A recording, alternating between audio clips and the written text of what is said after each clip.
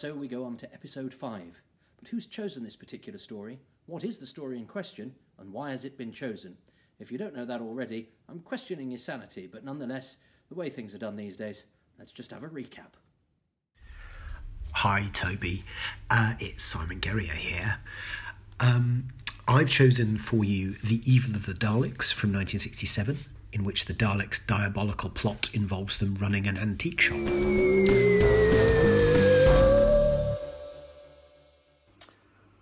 Right, well, welcome back, listeners and viewers, depending on which you are. If you're a viewer, you've noticed I've raised the camera a bit to so that the camera's looking down on me like a squat, malevolent Dalek. Listeners, you'll just have to imagine that. You can just see slightly more of my top of my head, my balding head. So we're going to watch episode 5 of Evil of the Daleks. Still plenty left in this story. So press play now.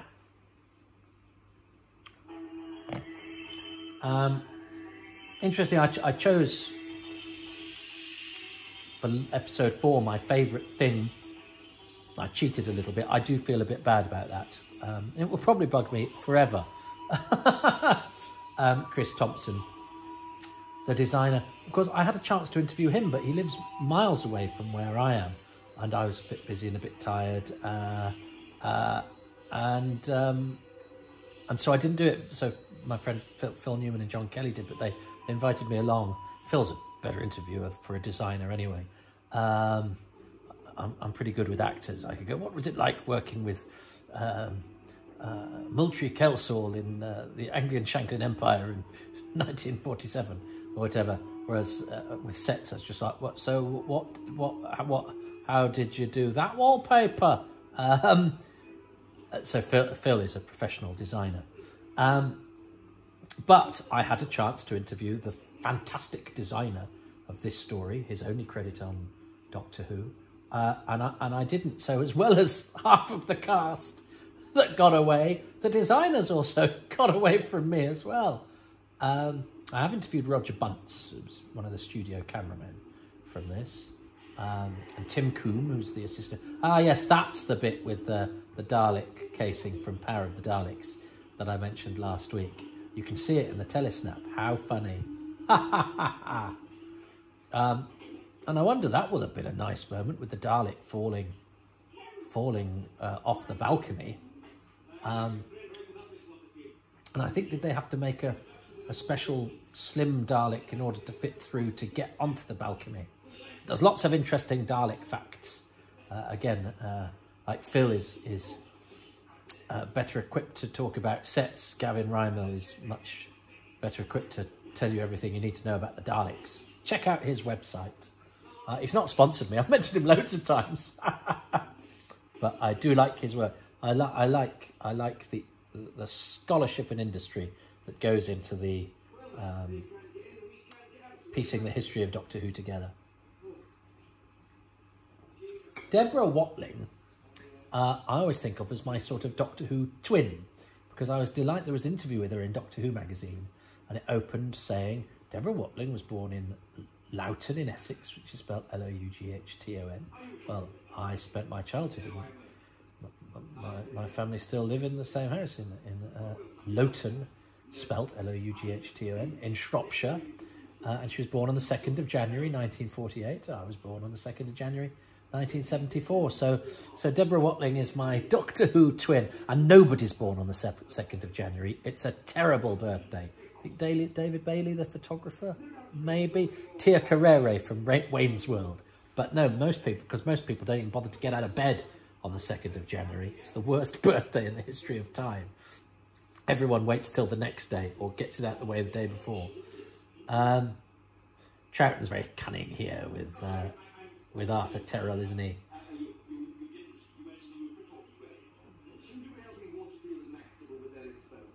And oh yes, there's swords on the wall there. I think there's a sword. Oh no, because there's, of course, isn't it? He's magnetic.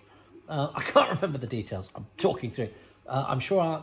Doesn't he hold a sword and something magnetizes to it, and that shows that he is all Dalek-y. He's been Dalekerized because he's a magnetic man. That's quite David Whittaker science,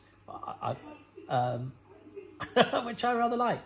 Oh, and he doesn't eat or drink anything. He doesn't eat or drink anything, and he's magnetic, so he's under the thrall of the Daleks, which means he has a terrible time of it. This episode, but in which is and that has repercussions for Ruth and for him, and you know he's going to suffer after this. He's going to convalesce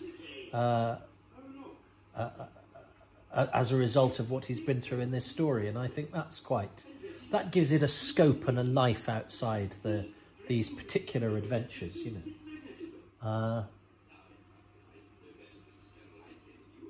5 episodes in, and John Bailey, here he is as Edward Waterfield, the saddest man in Doctor Who. I was, hang on, I'm a professor. I'm not a student of human nature. I'm a professor of a far wider academy, which human nature is only a part. That was in the book Doctor Who. I will come back to John Bailey, don't worry.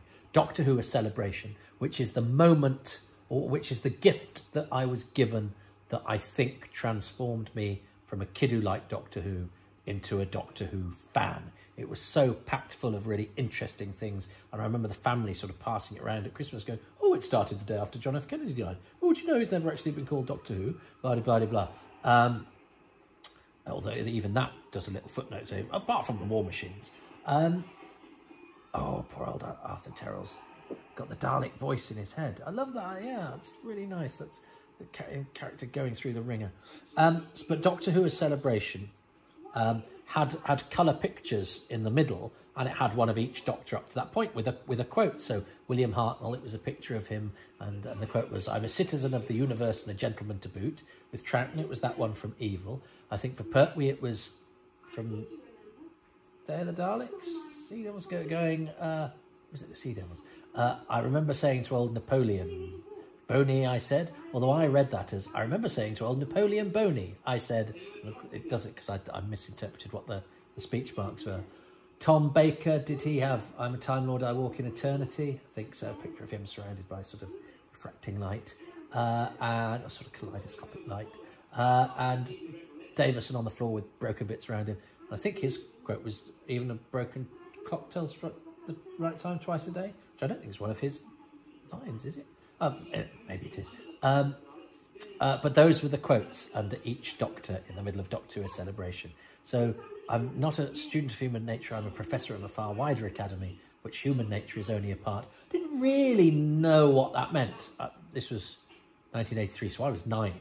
I certainly didn't know what "I'm a citizen of the universe and a gentleman to boot" means. I was going, what? You allowed to kick him? What does that mean? What does that... So I've spent a lot of time being baffled by words and idioms in Doctor Who that I've only then come to understand later. That's an excellent shot of Molly Dawson being hypnotised.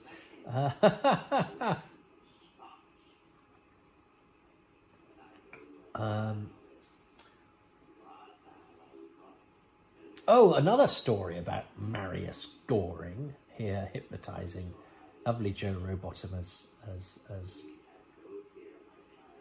fabulous maid Molly Dawson. Is I think maybe Mark Gatiss told me this. I'm not name dropping. I met him about 4 times, but it's just to quote my sources. Somebody told a story of Marius Goring used to walk around in a 3-piece suit with a tie and a pocket square. And I think the story had came up because I like to sport a pocket square when I'm out and about, because I was delighted when I did a DVD commentary for the Android Invasion, which is an entirely audio medium, and they don't film anything on the day. And Milton Johns, the wonderful actor from The Enemy of the World, Android Invasion, Invasion of Time, turned up in a 3-piece suit with a tie and matching pocket square. And I loved that so much that I thought, I like wearing a tie. I didn't start wearing a tie till a lot later, but I used to like stuffing something into my jacket pocket just to give it a bit of flair. I didn't look quite as formal as Milton Johns, so I wasn't cosplaying as Milton Johns, but I was certainly influenced.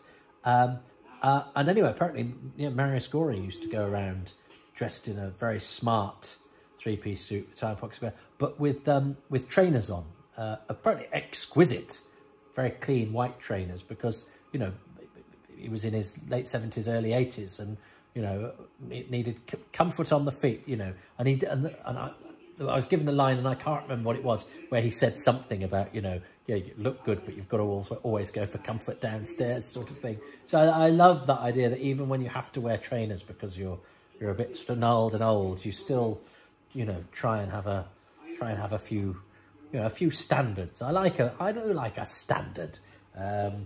Although I'm being honest with this, because I normally I try and dress, as I say, quite well when I go out. So the fact that I've let you into my house, very tempted to get changed for these. But you're at my house. I'm loafing about. You're in what you're in. You see me as I am, and you're most welcome. So long as you're nice. I've just brought you around to talk about Doctor Who. I think it's nice. I record this in a time of pestilence, and I see the internet so squabbly and so divisive, even in the worlds of Doctor Who fandom. And I see a lot of Doctor Who fans getting cross with each other, and then the country at large getting cross with each other. The only way to fight the dark is to try and shine a bit of light, and the only light I have is that I'm very enthusiastic about Doctor Who, and I can talk about it. So I'm talking about it to you, and I know that some people are probably out there, twiddling thumbs. Actually, I was going to say maybe short of Doctor Who material. You're not short of Doctor Who material. There's plenty of Doctor Who podcasts. So thank you for choosing this one, or thank you for choosing to watch along. You're on my sofa, or am I on your sofa? Anyway, hello. I like this dynamic between Maxtable and Terrell. I mean, it would all go, I think, in a modern story, or it would be dealt with in a couple of scenes. But I think he's a good actor, good character. Oh, that's it. Yeah, that was the point. Christopher Benjamin was considered for Toby, I mentioned a few episodes ago. I pick a little bit of a fight with the way that Doctor Who's history is written sometimes, because they, in production files, they find sort of actors' names scrawled next to parts. And it's always written up as, for example, with this, Barry Ingham lost out to the role of Arthur Terrell to Gary Watson. I don't know that he did. Barry Ingham may well have been considered, but Barry Ingham was a big actor, associate artist of the Royal Shakespeare Company. He's Paris in The Mythmakers. He's in the film of Doctor Who and the Daleks. He may have been considered or thought of very fleetingly for the role of Arthur Terrell. It doesn't mean they offered it to him, or it doesn't mean that they thought of him and then went, nah, not him, let's get Gary Watson. They might have offered it to him. It might not have even got to him. His agent might have gone, no way, it's not a big enough part. So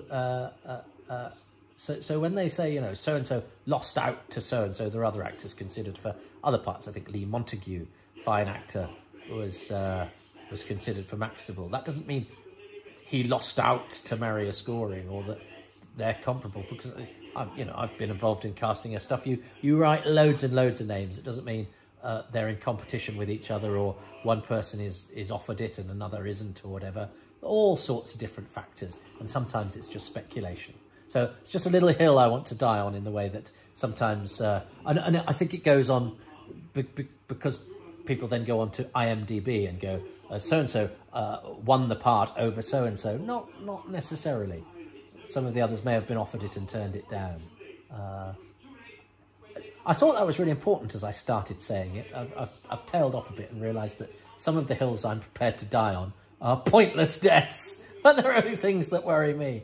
But it's amazing, because that's been up in my head for so many years as a thing that's slightly irritated me when I've read it. This is my chance to say it out loud, and then you go, oh, actually it doesn't really matter. But that's a lesson for life. It's because I think sometimes we bottle things up and then we get furious and we type them on the internet and we expunge our things that annoy us.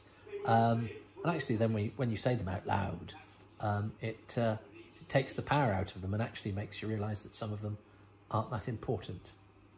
That's what I've found anyway.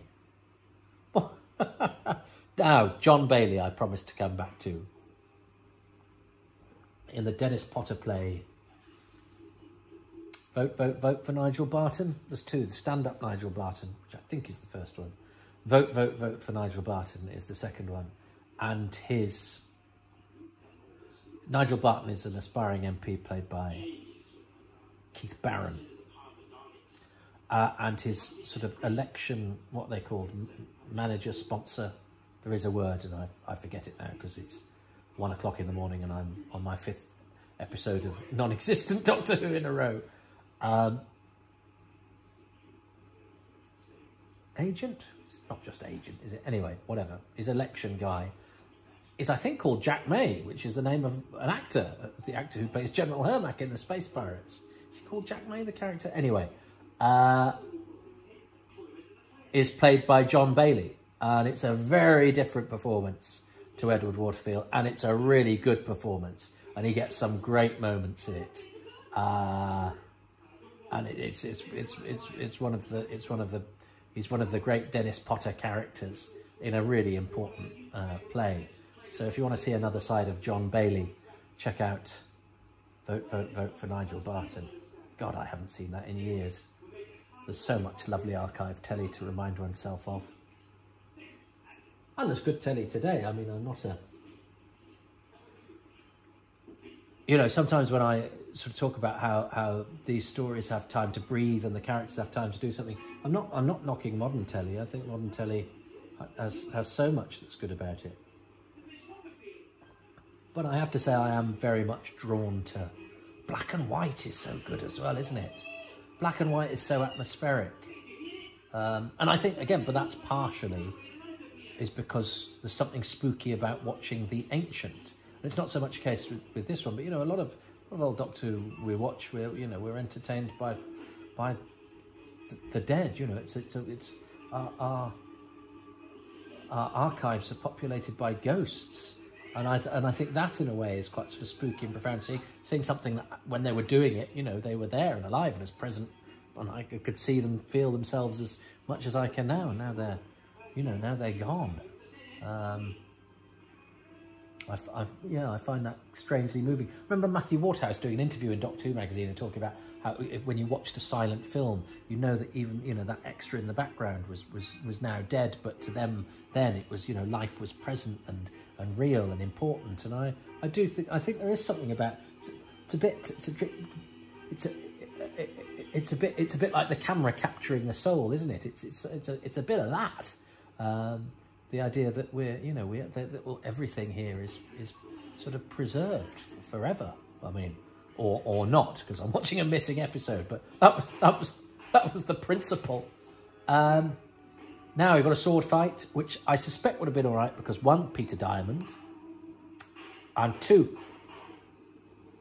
Gary Watson was around this time. He'd just done it. Was a musketeer. Now there's a Three Musketeers. There's a Three Musketeers that's very Who-y. I remember finding it in Radio Times from around this time. I think it's Paul Whitson-Jones as Porthos, of course. Paul Whitson-Jones from the Mutants and the Smugglers, always played slightly. Porthos is always a bit larger, isn't he? Is Jeremy Brett D'Artagnan? But I've got a...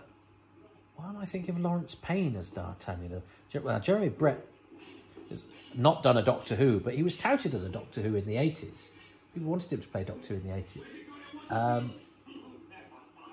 But it's a Doctor Who Sherlock thing going on. Gary Watson. But Jeremy... Oh, hang on. No, it's Brian Blessed. Brian Blessed, Gary Watson, Jeremy Young, Jeremy Brett. Jeremy Brett as D'Artagnan. And then there's an earlier one that's got Paul Whitson-Jones that has Lawrence Payne as D'Artagnan. Lawrence Payne lost his eye in a sword fight in Sexton Blake. That's Lawrence Payne from The Two Doctors and The Leisure Hive and The Gunfighters. Roger Delgado was in that, and somebody else. And that was an earlier one. But I think the 60s one is Blessed, Jeremy Young from Unearthly Child, Mission to the Unknown, Gary Watson. So he'll have been a good sort of... I wonder why that's why they thought of him, because I think it was 66. I think it was around this time. Gary Watson could sword fight.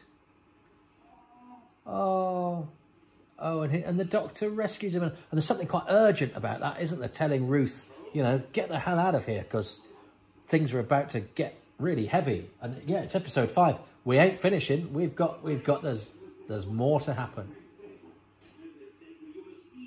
Oh. And it's nice that Terrell gets his sort of humanity back. I wonder though if he spends his old age going, I used to be able to magnetise metal. Can't do it anymore.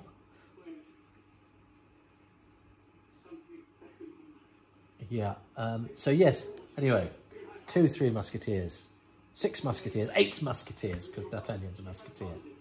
But yes, I remember thinking how who heavy one or both of them were when I found them in. My idea was fun was to go to Birmingham Library, which I only did it I think twice, but it was like because I'm in the middle of nowhere, to leaf through Radio Timeses. That's when I found gold, like a cast list for production of the 3 Musketeers that had some Doctor Who actors in it. That was to me that was more exciting than football. Oh dear. This is why I've ended up at 1 o'clock in the morning in the middle of plague-ridden Great Britain as the civil war looks like it's going to break out, and everyone, you know, and the world is a pretty sad place to behold. I get my fun by absorbing myself in a Doctor Who story that the details of which are not hugely familiar, because I have to say I've watched the recons and I've listened to the soundtracks, but certainly far less often than I would watch moving pictures and episodes, and that because it's harder, and because somebody's got my, whoever you are, if you're watching this and you've got my CD of Evil of the Daleks, which just means that somebody, that's another example of Evil of the Daleks abandoning me. God, it'd be just my luck if I found it. I found it at car boot, so it'd melt in my hand. Now, this funny. I nominated the argument in the previous episode, but actually the one covered in that nostalgia article, it's this one. It's the bit where he calls him callous, and he says we're finished, doesn't he? So in fact, I think I sort of nominated the one in episode 2, which Simon did as well. So it was a serendipitous moment, because I think I'd sort of meant this one really, because he says we're finished. I mean, that's a real moment for the Doctor and his companion, especially jolly old Jamie, with whom he's just established that rapport. You know, when you see them sort of galloping around Gatwick Airport, suddenly free of Ben and Polly, and they become this sort of double act. Yes, I forgot, of course.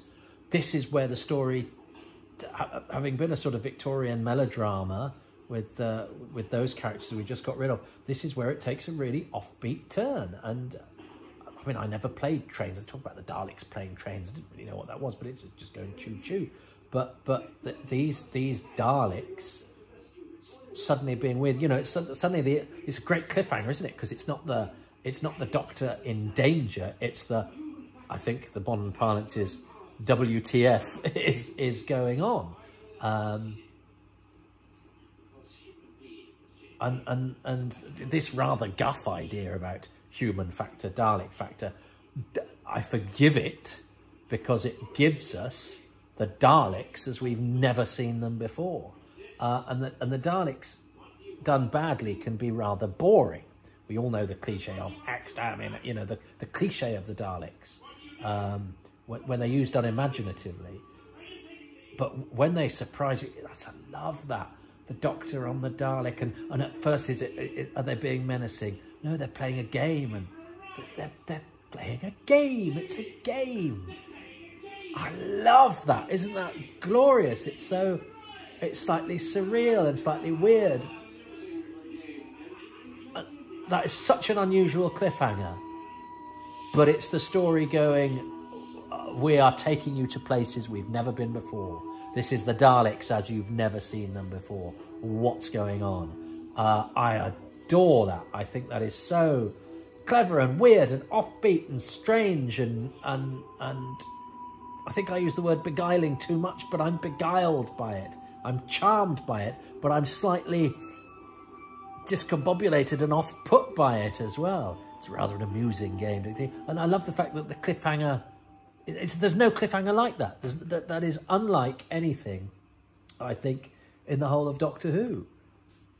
So I've chosen my moment. It's that sequence, that cliffhanger, and maybe the playing of the trains, that cliffhanger.